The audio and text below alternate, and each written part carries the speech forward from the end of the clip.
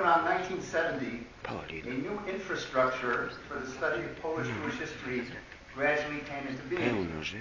The new Encyclopedia Judaica appeared in 1972 with many articles on subjects related to the history of the Jews in Poland. Yad Vashem began publishing its Encyclopedia of Jewish Communities, in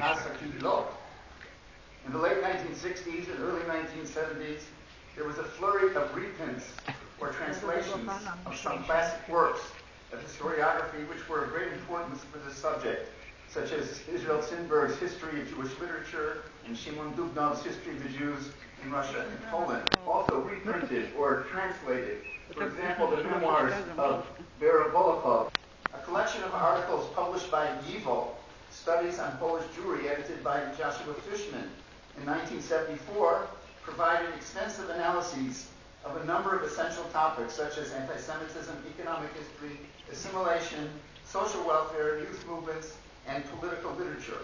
It also contained a collection of documents.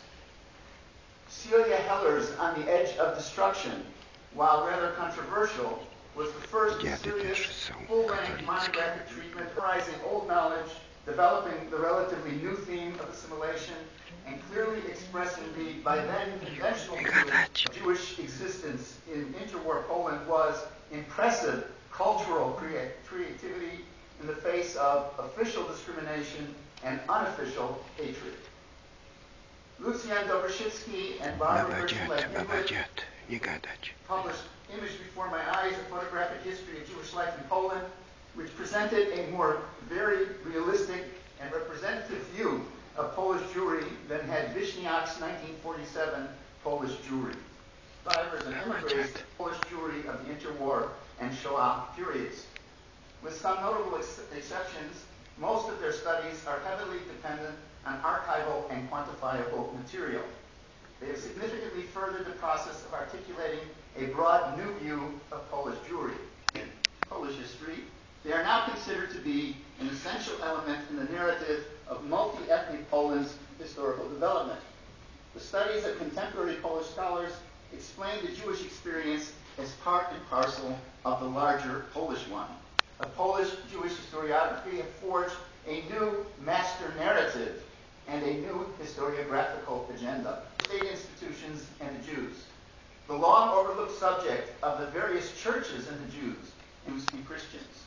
There's also a refreshing new interest in the history under the rubric of Russian Jewish history, nation of the past. Some of the institutions of Jewish economy have come than previously thought. What would be useful now is more study of the parallels and points of articulation between Jewish and Polish institutions of unavoidable conditions. The younger Sabras and Westerners, whom I mentioned before, many of them committed to a religious outlook, include more sectors of Jewish society in the story. With regard to anti-Semitism, their own experience with pluralist and minority political right and assimilationists. There has also been a turn away from politics towards social life, economics, culture, and religion. In particular, we should probably expect more studies about the weakening of Jewish cultural institutions. To my mind, it would be desirable to pay more attention to the unaffiliated, non-ideological, moderately traditionalist Jews. My book entitled Scepter of Judah, Jewish Autonomy in the 18th Century Crown Poland, which was based on an analysis of the assessment lists of the Jewish poll tax in 1717-1764 in Crown Poland. I apprehended what I call rotation schedule of increase of taxation burden in some communities and simultaneous reduction of this burden in other communities. Since during the discussed period the Jewish poll tax for Crown Poland was fixed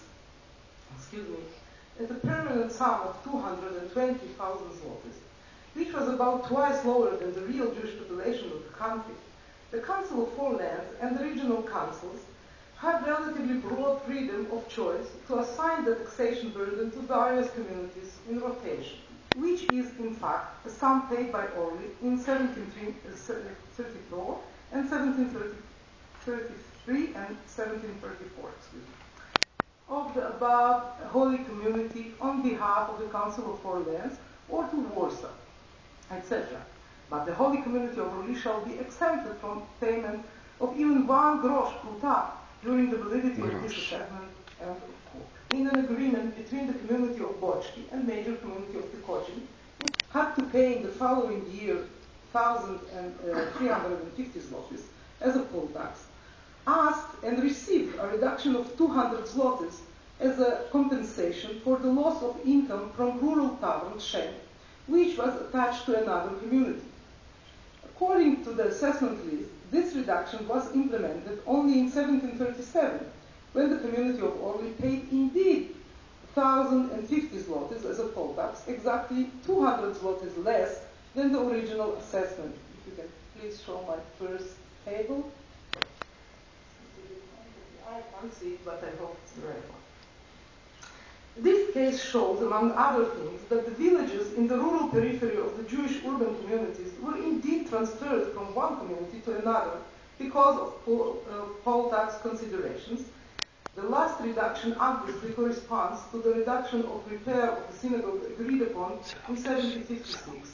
But contrary to agreement, this reduction was valid for 1 year only.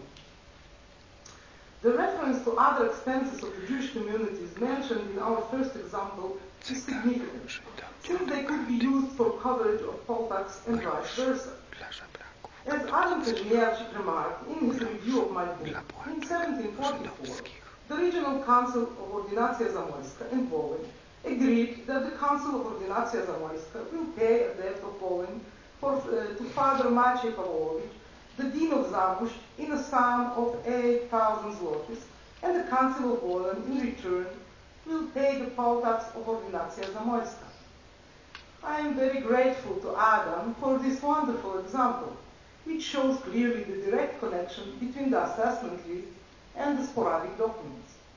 According to the assessment list, the poll tax of Ordynacja Zamojska was indeed reduced in 1744 from 9,640 zlotys to 920 zlotys, permanently or temporarily. The community of Lublin, for example, was to provide overall picture of continuous. These reasons are surely indicated in numerous other documents. These are, first of all, the major collection of Hebrew documents, Saint